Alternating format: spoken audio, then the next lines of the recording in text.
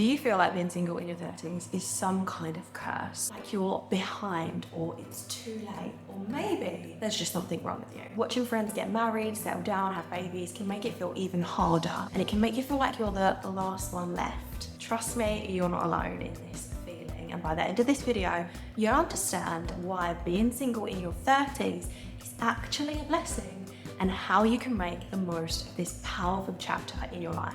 Hi, I'm Rebecca Hawkes, a confidence coach here to help you live your confident 30s. Make sure you stick around because at the end of this video, I'll be sharing how you can raise your relationship standards so when you choose to exit your single era, you can make sure you will never settle for less than you deserve ever again. Being single in your 30s is a great opportunity for you to work on these 4 key areas. Getting clear on what you want, healing from the past so that history doesn't take itself into your next relationship, getting to know yourself at the deepest level, and raising your relationship standards to ensure that you never settle for less than you deserve again. I'm going to break each of these 4 opportunities down so that you know exactly what you can be doing to embrace being single and really feel the blessing that this chapter of your life has the potential to be.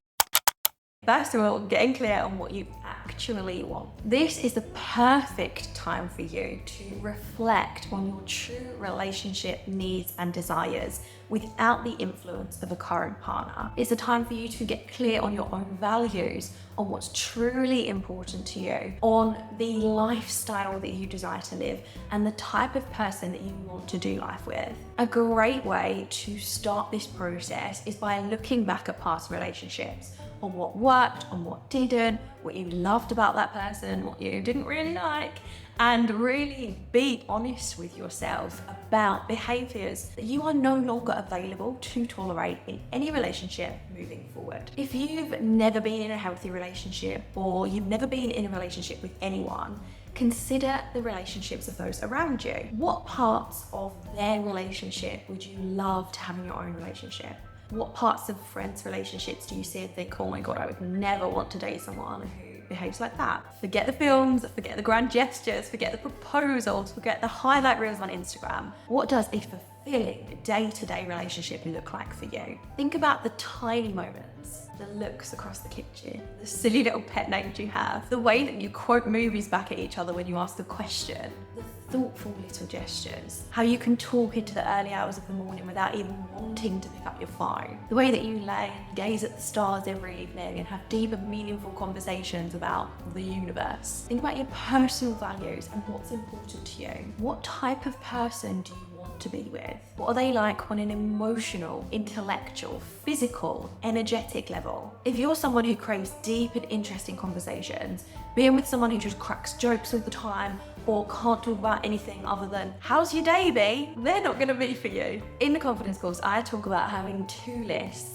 my standards list, which are my non-negotiables, and my expectations list, which is, I'd like to have those things in a partner, but I can also live without them. Your standards are what's most important to you. And having these in place before you're dating, before you're getting into a relationship, will help you to walk away from the wrong person before you become too attached and help you find someone who is the person for you. My standards are things like non-smoker, can drive a car, desires to have kids at some stage, and is mostly a positive person. We've got to be honest, we're not positive 100% of the time, but for the most part, they're a glass half full type of person. As an empath, I cannot be with someone who drains my energy by constantly moaning or complaining about things that they have the control to change. Whereas on my expectations list are things like 6'2" or taller, owns their own home, are interested in personal development, maybe has their own business. These things are things that I would like, things that would be great if my partner had that, but I can also overlook them with the right person. The clearer you are during your single period, the easier it is going to be to date, and the quicker you'll be able to weed out the people who are definitely not your one. You will never have to worry about settling again because you will be so anchored into the vision of who your person is that anything outside of that will be glaringly obvious and you will be happy and confident enough to walk away. I'd love to know in the comments, what is one quality that you want in a future relationship that's an absolute non-negotiable for you? Being single in your 30s is also an opportunity for you to heal past patterns from relationships so that you don't carry them into future ones. We can't control the behaviours or the actions of other people, but we can control our behaviours.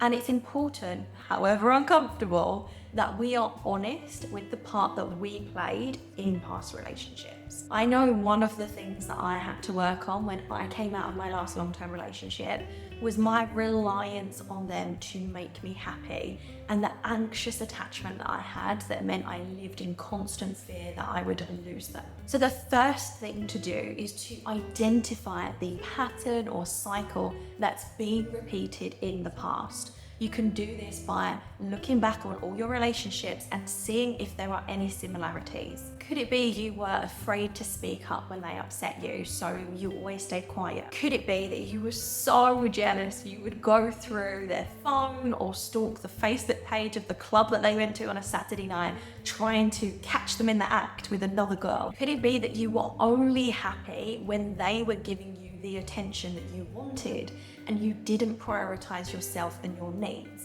instead focusing on them? Come at this from an empowering detective place where you're making the choice to change things for yourself, as opposed to looking back with shame or guilt or blame. We have all made mistakes in our past relationships. There are a ton of behaviours from my 20s that I am absolutely not proud of, but agonising over the past isn't going to change things. I chose to forgive myself a very long time ago and release the shame, and I really want to encourage you to do the same. When you've identified the patterns that need breaking, you can learn to heal them and develop healthier relationship skills through things like therapy, self-help books, podcasts, courses, YouTube channels that focus on the specific topic that you need support with. I talk more about how I overcame my anxious attachment in the episode of the Date with Confidence podcast that I have linked for you in the description. So if you're also someone that struggles with anxious attachment, go and give that a listen now.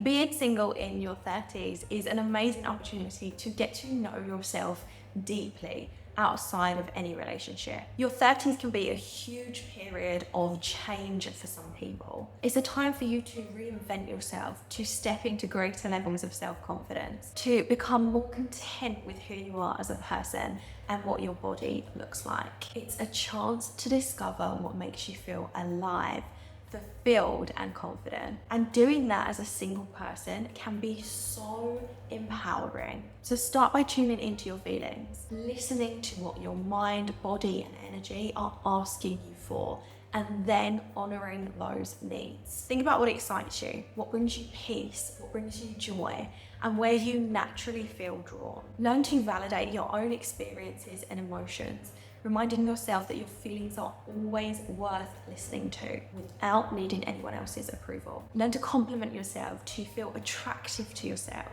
and to be able to make decisions without requiring the opinion or advice from friends or strangers on the internet. These small moments of self-nourishment will help you feel whole and happy on your own. Building a life that brings you joy independently sets the foundation for any future relationship, ensuring that you won't rely on a partner to complete you. Think of this phase as a journey of self-discovery. This is a time to live your life on your own terms, with no compromises or external pressures from anybody else. You'll find that when you make yourself a priority, you're able to define your happiness in a way that no one else can influence. And the more you know and love yourself, the more steadily your self-confidence will grow. Imagine how much better future relationships will be when you enter them from this energy of deep self-worth, enoughness and inner peace.